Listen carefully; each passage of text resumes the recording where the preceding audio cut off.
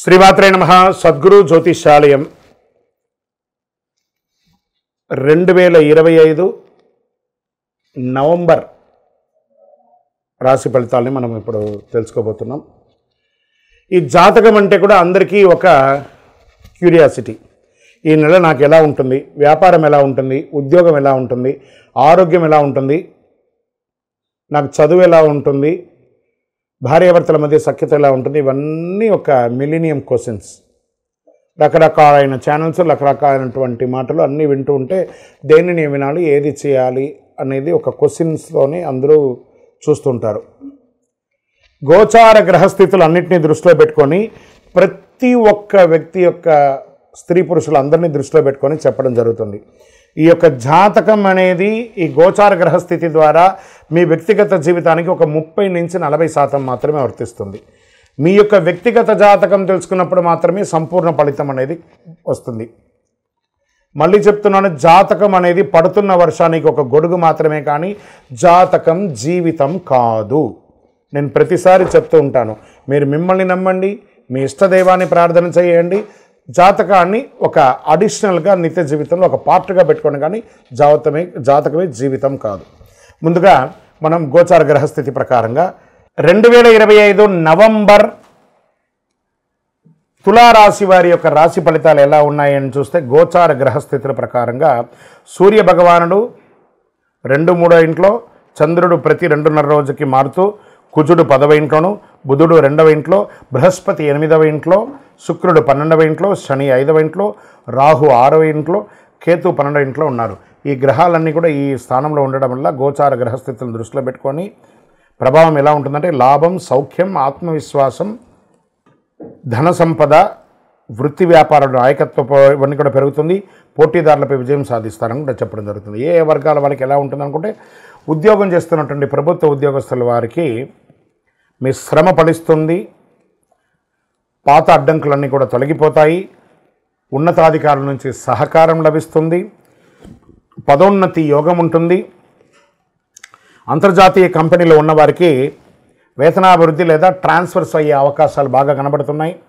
వ్యాపారం చేస్తున్నటువంటి వారికి కొత్త ఒప్పందాలు, కస్టమర్ సపోర్ట్ చాలా పెరుగుతుంది, వ్యాపార ప్రగతి వేగంగా జరుగుతుంది, ప్రత్యర్థులపై విజయం సాధిస్తారు, కొత్త షాపులు, బ్రాంచ్లు ప్రారంభిస్తారు లేదా ఫ్రాంచైజ్ మోడల్లో వెళ్తారు. అద్భుతంగా ఉంటుంది. మీ యొక్క ఐటమ్స్ని అందరూ తీసుకుపోయి వాళ్ళు వ్యాపారం చేసి ఇంకా మీకు మేలు కలిగిస్తారు. ప్రైవేట్ రంగంలో ఉన్నటువంటి ఉద్యోగం చేస్తున్నటువంటి వారికి స్థిరత్వం పెరుగుతుంది, పదవి గౌరవం పెరుగుతుంది, కొత్త టీం లీడర్ బాధ్యతలు రావచ్చు, సీనియర్ల సహకారం లభిస్తుంది, సదస్సుల యొక్క మద్దతు లభిస్తుంది, రాజకీయ నాయకులకి ప్రజా మద్దతు పెరుగుతుంది, ప్రజల విశ్వాసం నిలబడుతుంది, పదవి ప్రమోషన్స్ వచ్చే అవకాశాలు ఉన్నాయి.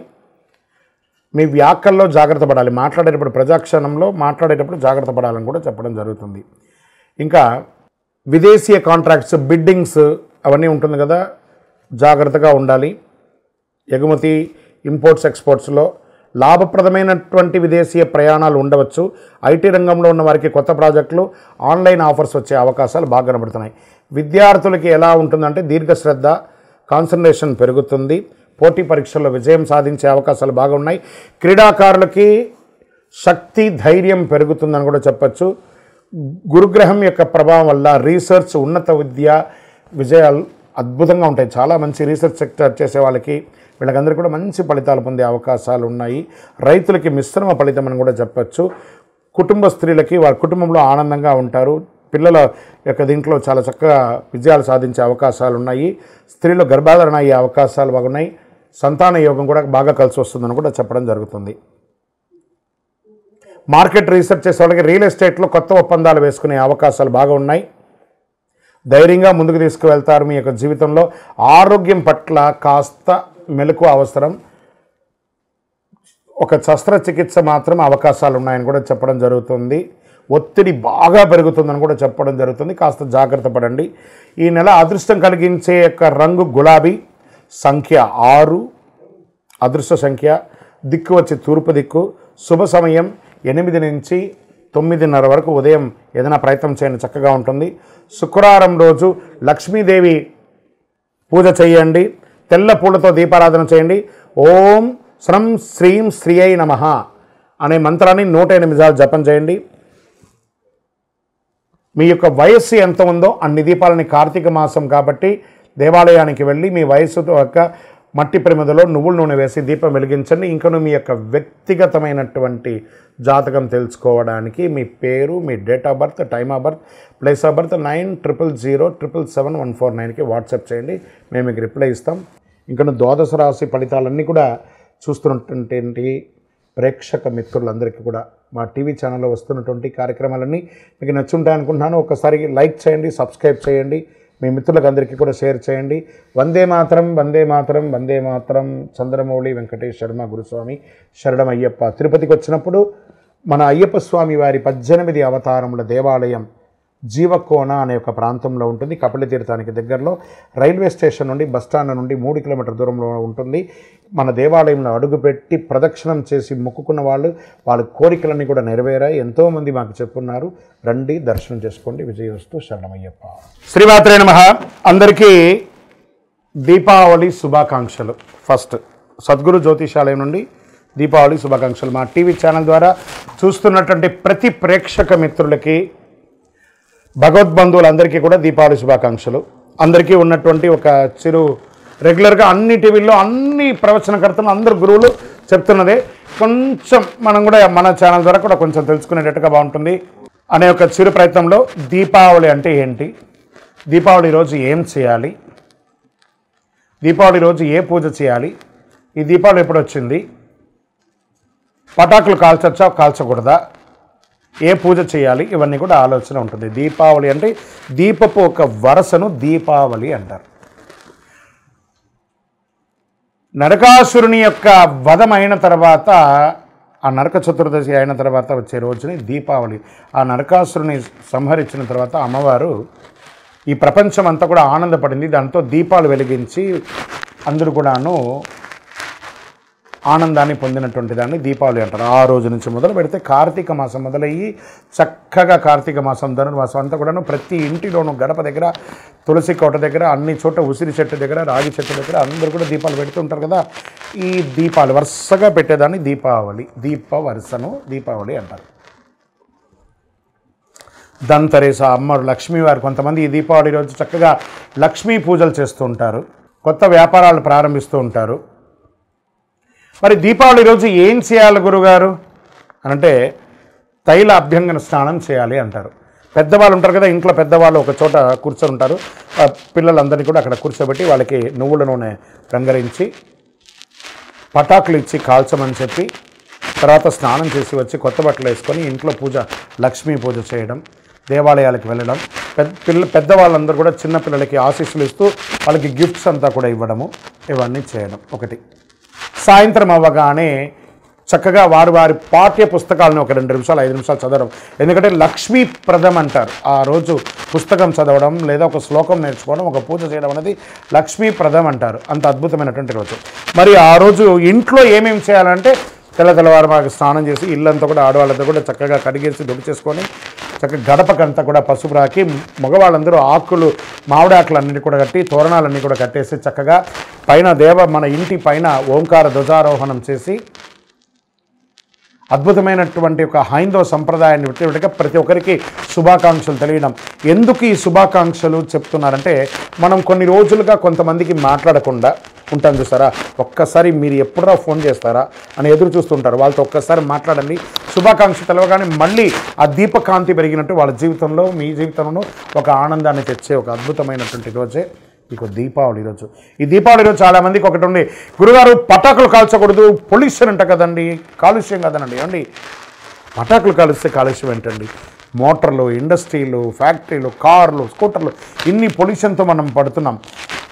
ఆ ఒక్కరోజు పిల్లలు ఆనందంగా చేసుకునే ఆ పటాకులు కాల్చుకొని, ఇప్పుడు కాదు ఎప్పటి నుంచో ఎన్నో కాలం నుంచి చేస్తున్నారు కదా. ఇది ఆ ఒక్కరోజు ఉంటుందేమో పొల్యూషన్, అయితే అయింది కానీ ఆనందం అయితే పోతుంది కదా. దీపావళి చేసుకునేవారు అనడం కంటే కూడా దీపావళి మేము చేసుకున్నామని చెప్పడం ఎంత గొప్పగా ఉంటుంది.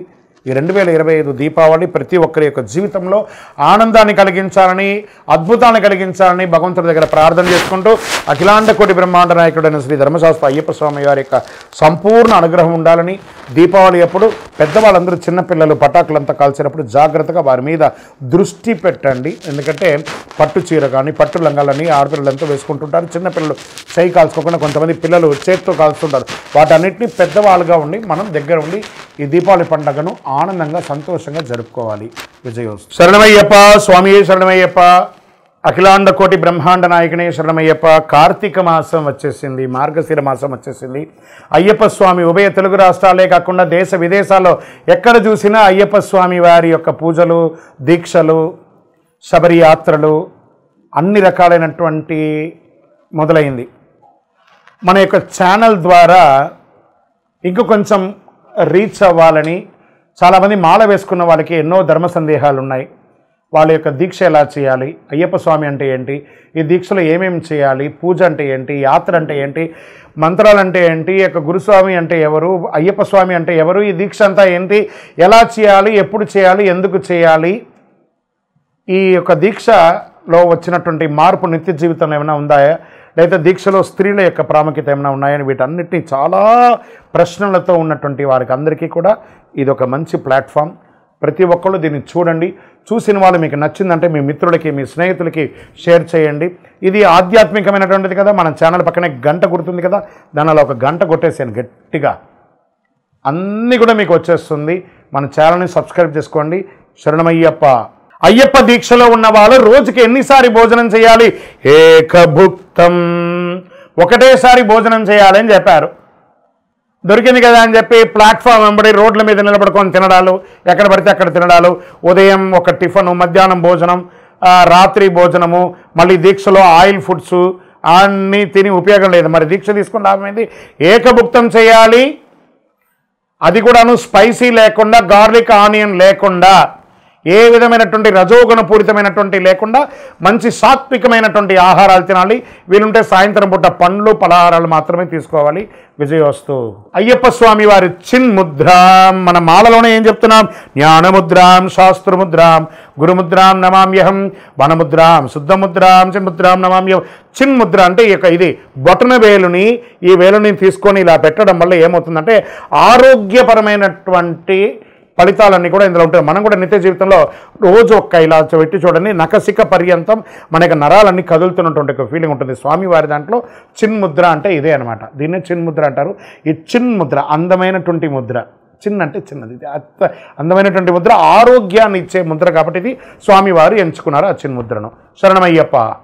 ఇది మీకు విదేశాల్లో ఆలయాలు ఉండదని చెప్పడం తప్పండి. వర్జీనియా, లేకపోతే వాషింగ్టన్ డీసీ, లేకపోతే న్యూ జెర్సీ, న్యూయార్క్, మన దీంట్లో అమెరికాలోనూ మంచి అతి విపరీతమైనటువంటి చలి ఉన్నటువంటి స్విట్జర్లాండ్లోనూ, ఆస్ట్రేలియాలోనూ, దేశ విదేశాల్లోనూ, కెనడాలోనూ, అన్ని దేశాల్లోనూ అయ్యప్ప స్వామి దేవాలయాలు ఉన్నాయి. ఇంకా 18 సహా ఉన్నాయండి. వనయాత్ర చేసే రకంగా కూడా ఒక 5 కిలోమీటర్ల ప్రయాణంతో పాటు ఏర్పాటు చేసినటువంటి దేవాలయాలు కూడా ఉన్నాయి. అక్కడ కూడా చాలా అద్భుతంగా మంచి చలిలో కూడా చన్నీటి స్నానం చేసి దీక్ష తీసుకొని శబరిమలకి వెళ్ళే వాళ్ళు ఉన్నారు. బ్రహ్మాండమైనటువంటి యాత్రలు చేస్తున్నారు. 41 రోజులు, 48 రోజులు వ్రతం తప్పకుండా చేసి మరీ భారతదేశానికి వచ్చి ఇరుముడి ఇస్తున్నారు. రానిలేని వాళ్ళు అక్కడే వారి వారి ప్రాంతంలోనే ఇరుముడి కూడా ఇస్తున్నారు.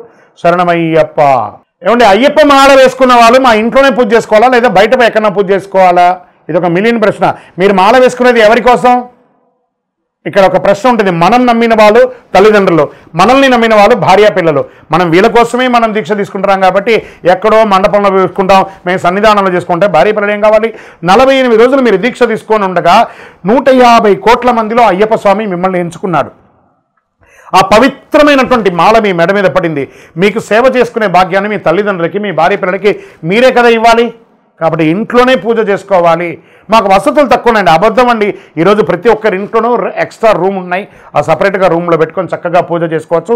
మీరు సాక్షాత్ అయ్యప్ప స్వామిగా ఉంటారు కాబట్టి ఆ ఇంటిని పాలి ఆ ఇల్లు దేవాలయంగా మారిపోతుంది. చక్కగా అందరూ కూడా మీకోసం ఎదురు చూస్తుంటారు మీరు చేసే సేవకు. శరణమయ్యప్ప. లేదండి, ఏ గురుస్వామి కూడా కొత్తగా మాల వేసే వాళ్ళని ఇబ్బంది పెట్టరండి, అవన్నీ అబద్ధం. అలాంటి ప్రశ్నలే లేదండి. వాస్తవానికి గురుస్వామి దైవమే తునైప. ఆ గురుస్వామి దయ ఉంటేనే ఆ భక్తులందరూ కూడా శబరిమలకి వెళ్తారండి. ఏ గురుస్వామి కూడా ఇబ్బంది పెట్టరు. అలాంటి ఇబ్బంది ఆలోచన కూడా పెట్టకండి. ఒకవేళ వారు ఇబ్బంది పెట్టే రకంగా మీకు అనిపించిందంటే వారితో కూర్చొని మాట్లాడండి, డిస్కస్ చేయండి ఆ గురుస్వామి దగ్గర. ఎందుకంటే గురుస్వామి లేనిదే ఈ యొక్క శబరిమల యాత్ర లేదు. కాబట్టి గురు నింద చాలా మహాపాపం. గురు నింద చెయ్యకండి. శరణమయ్యప్ప. అయ్యప్ప మాల వేసుకున్న వాళ్ళు ఎన్నింటికి లేవాలి, ఎన్నిసారి స్నానం చేయాలి, ఎన్నిసారి పూజ చేసుకోవాలంటే కార్తీక మాసంలో మనం మాల వేసుకున్న ప్రతి ఒక్కరు కూడా సూర్యోదయాత్పూర్వం లేవాలి. బ్రాహ్మ్య ముహూర్తంలో లేవాలి.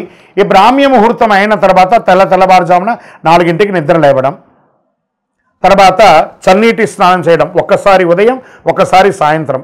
ఆహార నియమాలు అదుపులో ఉంటే ఈ 2 సార్లు స్నానాలు చేయాలి. అతిగా ఈ ఆయిల్ ఫుడ్కి సంబంధించిన ఆహారాలన్నీ తీసుకున్నారంటే ఎన్నిసార్లు అవుతుందో అది మీ ఇష్టం. కానీ ఎన్నిసారి పూజ చేయాలని కాదు, కలవు నామస్మరణాత్. మన యొక్క DNA శరీరంలో మొత్తం ఆ అయ్యప్ప స్వామి వారి యొక్క నామస్మరణ అణువు ఉండాలి. కాబట్టి నామస్మరణకు ఒక లిమిట్ అంటూ లేదు. శరణమయ్యప్ప, శరణమయ్యప్ప, శరణమయ్యప్ప.